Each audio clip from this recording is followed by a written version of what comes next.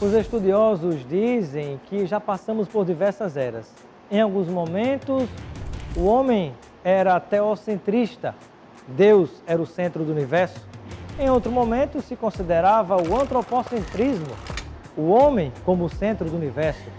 Talvez agora estejamos na era do achocentrismo. Vale aquilo que eu acho que é verdade, mesmo que seja mentira. Por isso, talvez alguns estudiosos digam ainda que estejamos na era da informação. Ou será a desinformação? Olá, eu sou Robson e estou aqui para convidar você a fazer parte desta comunidade de pessoas que querem ser bem informadas, com conteúdo ético, de qualidade, democrático, que vai incentivar o bom debate que a sociedade precisa fazer.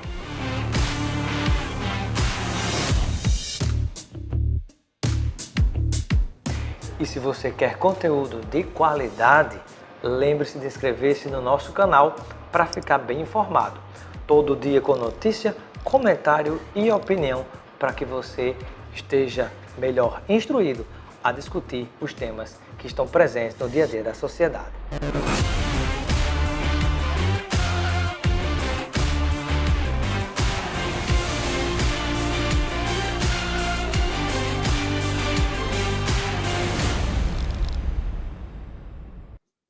Está no ar o nosso programa Espaço Cidadão, chegando em todo lugar onde tiver internet, pelo nosso canal no YouTube, Robson Carvalho, e pode localizar também pelo Robson Cidadão, e ainda chegando aos estados do Rio Grande do Norte, Alagoas e Maranhão, através da Band. Estreando o programa hoje para 2 estados, no Piauí e também no Ceará. Para essa estreia, convidamos o senador pelo PSDB, ele que já governou o estado do Ceará por 3 vezes, está no segundo mandato de senador da República e também por 2 vezes já presidiu nacionalmente o seu partido, o PSDB. Seja bem-vindo, senador Tasso Gereissati, ao nosso Espaço Cidadão. Muito obrigado pelo convite, é um prazer enorme estar conversando com você e com seus telespectadores. Igualmente, senador, seja bem-vindo. Eu inicio a nossa entrevista conversando sobre um tema bastante atual, né? Apesar de os seus principais acontecimentos só desenrolarem a partir do próximo ano, 2022, mas muitas articulações já acontecem de olho nas próximas eleições e na sucessão do atual presidente Jair Bolsonaro. O senhor, inclusive, já foi, como eu disse no início, presidente do PSDB nacional. Eu gostaria de saber quais são as chances do seu partido ter candidato próprio à presidência no próximo ano. Olha, Robson, as chances são grandes, mas elas são direta ou inversamente proporcional à possibilidade de esta candidatura vir a agregar outros partidos. Existe um movimento, vários candidatos dentro do PSDB, mas existe também uma consciência dentro do partido, e minha especialmente, que se nós não diminuirmos o número de candidatos nesse espectro de centro, que não está na polarização nem de direita nem de esquerda, a probabilidade de um de nós ir para o segundo turno é muito remota. E eu considero absolutamente importante para o futuro do país que a gente consiga sair dessa polaridade que não está levando a nada em termos da construção do país. E, pelo contrário, tem gerado uma divisão de ódios no país. A própria internet tem sido um intenso tráfego de ódios em que os argumentos se foram e os xingamentos prevaleceram. Nós precisamos urgentemente sair desse clima. Senador Tasso Gereissati, saiu uma pesquisa publicada pela revista Exame, nesta sexta-feira, para quem está assistindo depois, mas na sexta-feira, dia 21 de maio, onde, por exemplo, dentro do seu ninho tucano, dos PSDBistas, o senhor aparece, de certo modo, bem colocado. E eu gostaria de saber, diante desses dados, né, onde se faz alguns testes colocando o nome de do João Dória, governador de São Paulo, colocando o seu nome, por exemplo, também, o senhor coloca-se à disposição para disputar a presidência da República pelo PSDB? Eu coloco diante de determinadas circunstâncias que eu disse que, se eu tenho esse empenho e essa preocupação fora do PSDB, dentro do PSDB, maior ainda. Nós temos alguns nomes aí que estão sendo citados, mas acredito que o processo começou agora, começa a se desenhar agora o processo sucessório. Então, tem muita água para rolar, e eu não sou candidato de qualquer maneira, a qualquer custo, vou enfrentar a quem tenho que enfrentar. Minha posição é de me colocar desde que haja essa ideia de união e agregação. Há consenso em relação ao seu nome dentro do próprio partido ou pode haver uma disputa ou prévias entre o seu nome, o nome de João Dória, e outros que possam surgir também? Não, não há consenso de jeito nenhum. Hoje nós temos um candidato já que se colocou há muito tempo, o João Dória, governador de São Paulo, que você conhece, que vocês todos conhecem, já se colocou. Há rumores de que ele teria declinado dessa possibilidade de candidatura à presidência para se dedicar à reeleição no governo de São Paulo, diante do quadro novo que surgiu com a elegibilidade do ex-presidente Lula. Ele teria começado a se retirar dessas possibilidades de disputa. Isso procede, senador? Eu nunca ouvi isso. Para ser sincero, absolutamente franco, você nunca viu isso. E não acredito. Ele é um governador obstinado. Acho até que graças a ele, nós tivemos esses 3 meses de vacinação por causa da vacina do Butantan, e graças a essa obstinação. Mas até hoje eu nunca ouvi isso. E temos nomes como Eduardo Leite, por exemplo, que é um jovem governador do Rio Grande do Sul. Rio Grande do Sul. Tem sido uma revelação como talento político e talento como gestor. Tem um político veterano que também se colocou, que é o Arthur Virgílio. Eu respeito todos eles. E nós devemos fazer um esforço de abrir mão de qualquer projeto pessoal para aquele que tiver a maior possibilidade de aglutinar. Senador Tasso Gereissati, quando nós observamos o cenário, né, inclusive o senhor identifica essa dificuldade até de se formar uma candidatura única, tida ou chamada por uns de candidatura de centro, né? Nesse argumento que alguns desenvolvem de fugir do que é chamado de polarização, eu gostaria de saber, caso não haja uma candidatura do PSDB, do seu partido, à presidência da República no próximo ano, e mesmo que haja, se não chegar ao segundo turno, o senhor vê com bons olhos, por exemplo, a aproximação que houve entre o ex-presidente Fernando Henrique Cardoso e o ex-presidente Luiz Inácio Lula da Silva? Olha, o diálogo é sempre bem-vindo. Eu sou totalmente a favor do diálogo.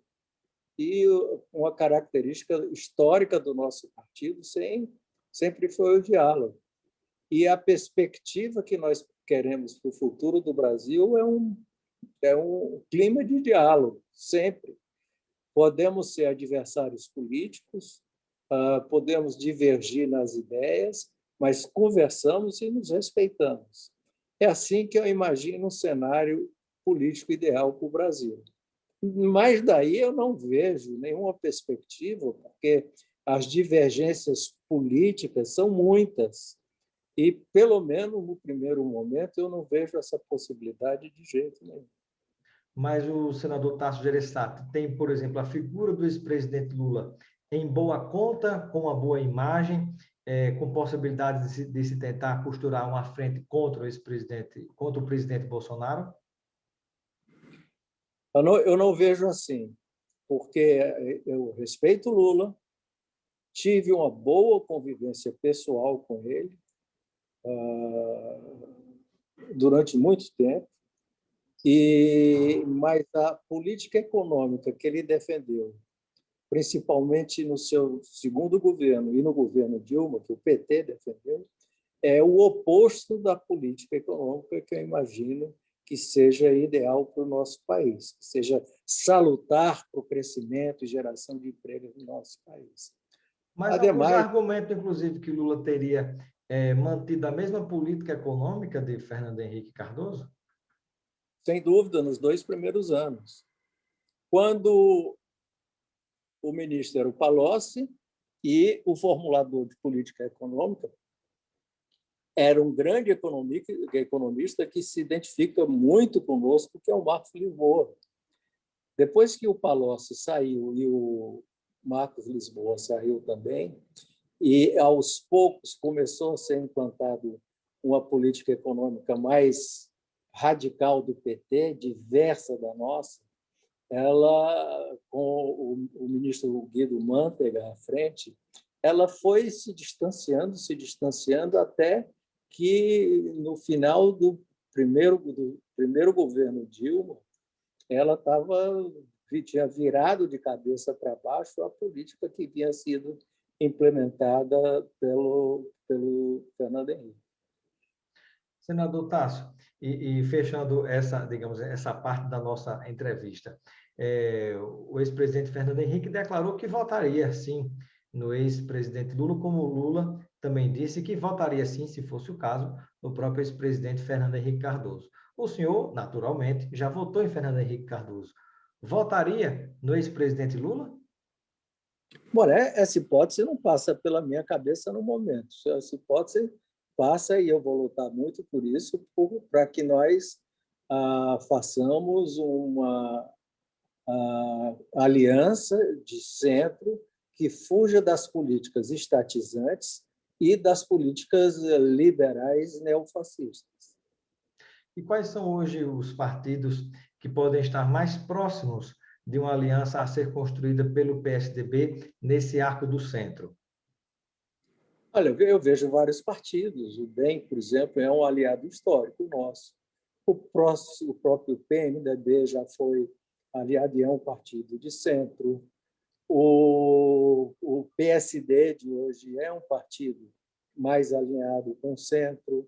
Enfim, tem vários partidos que eu vejo aí. O PP já foi, mas hoje não é mais, ele está mais alinhado ao bolsonarismo, vamos dizer assim. Mas tem vários partidos. O Cidadania é um partido muito próximo de nós. Então, tem vários partidos que as conversas devem ser e estão sendo efetuadas. O Podemos seria incluído? O Podemos, sim, claro. O Podemos seria incluído, sim. Eu não consegui me lembrar de todos os partidos, mas, sem dúvida nenhuma, o Podemos, claro.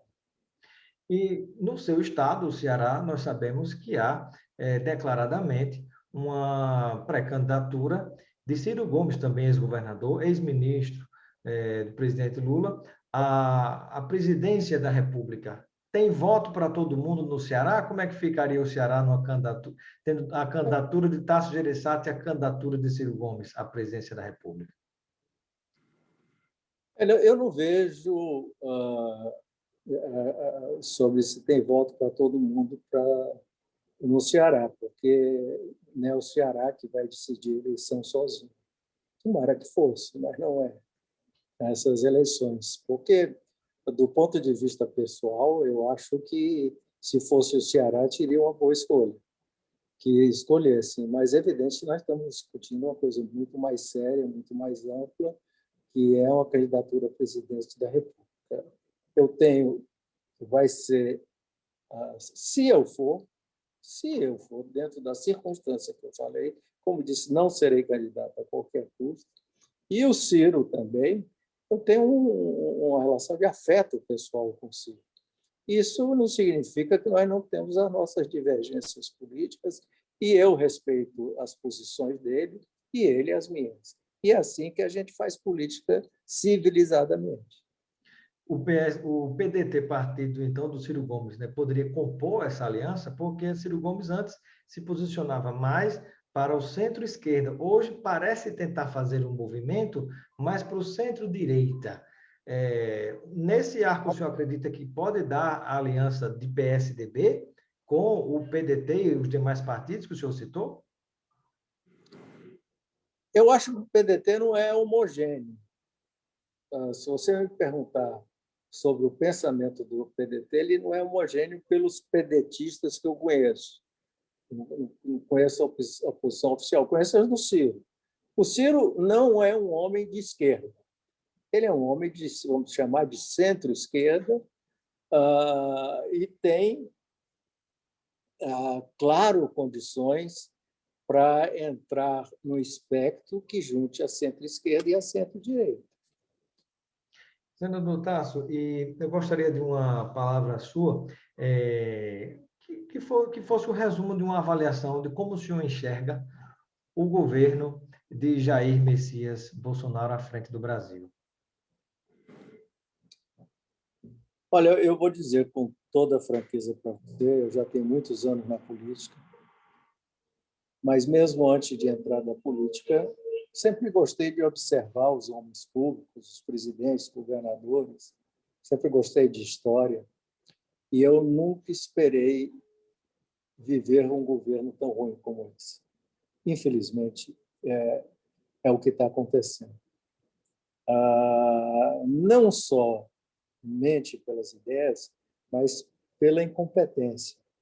O governo, a gente está vendo agora, isso comprovado no próprio encaminhamento, como você sabe, nós estamos na CPI da Covid, e nós estamos vendo que o governo não é um governo só, é um arquipélago, uma porção de ilhas separadas, que cada um tem um rumo, cada um tem uma direção, e dá esse desgoverno que nós estamos vivendo.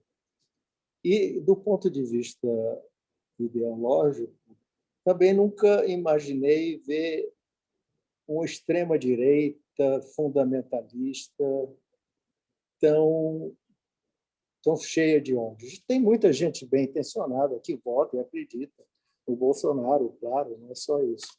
Mas quem articula o núcleo é uma centro-direita não, me desculpe, é uma extrema-direita. Extrema-direita. Extrema-direita baseada no ódio, preconceitos e até noções religiosas da Idade Média. Sem dúvida. Senador, e com a palavra o senhor pode compartilhar com os nossos telespectadores da Band, também com os nossos internautas, o senhor que tem vivenciado os momentos importantes, assim como boa parte dos brasileiros, na CPI da pandemia, né? Que resumo o senhor poderia fazer até então do que o senhor tem acompanhado, do que o senhor tem observado, né, em relação a essa tragédia que abate a população brasileira e que, sem a menor dúvida, poderia ter sido bem menor se houvesse uma condução mais responsável por parte daqueles que estão gerindo a nossa República? Se fosse há 1 ano e meio atrás, 1 ano e 2 meses atrás, quando começaram os primeiros indícios de que a pandemia estava chegando no Brasil, eu diria para você que era a história de uma tragédia anunciada. Hoje, infelizmente, essa tragédia aconteceu primeiro, pela falta de governo. Segundo, por uma visão negacionista que não acredita na ciência, não acredita nos princípios mais fundamentais da ciência, em detrimento, como eu disse para você, de uma visão que eu não sei em que é baseada. Alguns dizem que é numa visão religiosa da Idade Média, cheio de crenças e crendices, e outro diz que é em base de uma teoria da imunização de rebanho, que é uma teoria criminosa, porque ela pensa o seguinte: infecta todo mundo o mais rápido possível, que a gente encontra segundo a teoria, vão morrer 5%, 4% desses infectados, e se cria uma imunização geral rapidamente e a economia funciona. Gerou isso que está aí, 400, hoje eu já nem sei, 440, perto de 440 mil mortos. Foram ultrapassados 440 mil mortos, né? 440 mil mortos. Continuamos no patamar altíssimo, infelizmente, e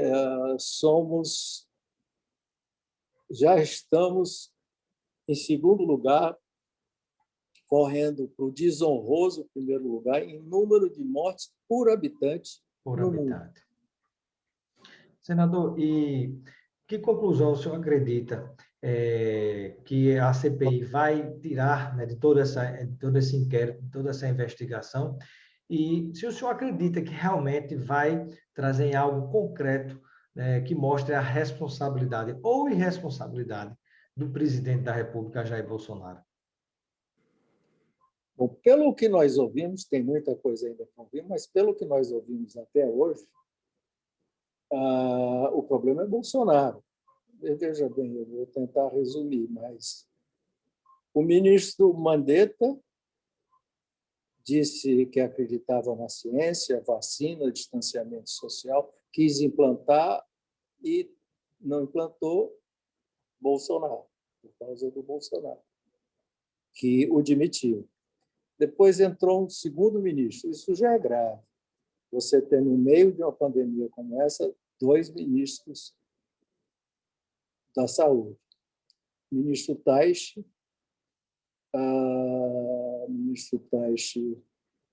com um mês, pediu demissão porque ministro Bolsonaro, que não concordava com as suas ideias científicas, baseadas na ciência e nas recomendações. Depois entrou um ministro que nós vimos ontem, o ministro Pazuello, que foi com a missão de ser absolutamente fiel e subserviente ao presidente da República. Resultado, 230 mil mortes no período dele, que continua até hoje, por orientação, ficou claro, Bolsonaro. Sai o ministro Pazuello, convida a doutora Ludmila, não estou me lembrando do sobrenome dela, de São Paulo, ela vai ao presidente, não aceita porque não concordou com essas teses que nós estamos falando aqui do Bolsonaro. E agora nós estamos vendo o filme praticamente de novo, porque o ministro Queiroga diz que é a favor do distanciamento social, é a favor do uso da máscara. No momento que ele diz isso... É contra a cloroquina e ivermectina, e o presidente da República faz tudo o contrário, né? Faz tudo ao contrário. Então, problema, Bolsonaro. Qual é a conclusão? O problema é o Bolsonaro. E o senhor acredita em algum tipo de punição efetiva como resultado dessa CPI, além do desgaste político? Eu acho que punição vai ter. Eu não sei se é. Eu acho não, tenho certeza, tem que ter, mais cedo ou mais tarde. O que eu não tenho capacidade de prever para você se é mais cedo ou mais tarde. Mas punição vai ter, porque ao fim e ao cabo a história vai cobrar esse morticínio no Brasil. Senador Tasso Gereissati, o senhor integra a Frente Parlamentar da Renda Mínima. E eu gostaria de saber o que é a Lei de Responsabilidade Social e qual seria o seu impacto para a população brasileira. Essa legislação, o projeto que nós fazemos, é uma contraparte social à Lei de Responsabilidade Fiscal, que obriga o governo a atender parâmetros limitados, limites e referências sobre o gasto e o endividamento fiscal. Isso, em resumo, uma maneira muito sucinta de falar. A lei de responsabilidade social seria uma coisa semelhante no lado social, que obriga o governo brasileiro a ter parâmetros mínimos de aceitação da pobreza, da segurança alimentar, dos que estão abaixo da linha de pobreza, e coloca objetivos de políticas que, além de mitigarem essa situação, apontam objetivos de reduzir esse nível de pobreza e linha de abaixo da pobreza no Brasil. Senador, e uma outra pergunta, eu gostaria de saber sobre a construção do marco legal do saneamento, né, do qual o senhor tem participado ativamente da construção, como relator, inclusive. Né, em que situação o senhor pode dizer que se encontra hoje do ponto de vista de se tentar efetivar, né, os resultados deste marco? Este marco, eu acho que é um avanço histórico, mesmo na situação de pobreza no nosso país, porque quem não tem saneamento básico no Brasil são os pobres e os mais pobres. E o saneamento básico é fundamental para tudo. Saúde, dificilmente uma família vai ser saudável sem saneamento básico na sua porta. Dificilmente uma criança vai ter condições de boa educação se não tiver saúde em função da falta de saneamento. Enfim, o resumo é o seguinte: o projeto ele abre a porta para que investimentos da iniciativa privada, sozinha ou associada ao estatal, façam para que determinadas metas de saneamento, principalmente nessas regiões mais carentes, seja alcançado em 2033. Acho que no Rio de Janeiro, por exemplo, já tem vários exemplos em que as coisas andaram bem no Rio de Janeiro. Já foi feito uma semi-privatização, vamos dizer assim, uma associação com a iniciativa privada que está dando os recursos necessários para o Rio de Janeiro alcançar esses objetivos. E processos com Alagoas, por exemplo, também, que eu estou me lembrando aqui agora, principalmente Alagoas, mas, enfim, tem 4 ou 5 iniciativas relevantes, já concretas, que já estão em andamento. Muito bem. Eu gostaria de agradecer a participação do senador Tasso Gereissati, que já foi presidente do PSDB nacionalmente 2 vezes, foi governador do estado do Ceará 3 vezes e está no seu 2º mandato como senador da República por esse estado. Muito obrigado, senador, pela sua participação. Eu deixo o momento final para suas despedidas, junto a todos aqueles e aquelas que nos acompanham nesse momento em grande parte do Nordeste. Lhe agradeço muito, Robson, a oportunidade. Foi um prazer enorme não só lhe conhecer, mas ter a agradável conversa que nós tivemos, e agradecer também a todos aqueles que nos assistiram pela honra que me deram. Muito obrigado. Obrigado. Um abraço especial ao povo do Ceará, né, onde estamos chegando agora. Pela primeira vez, estaremos todo sábado às 8 horas da manhã. Obrigado, senador.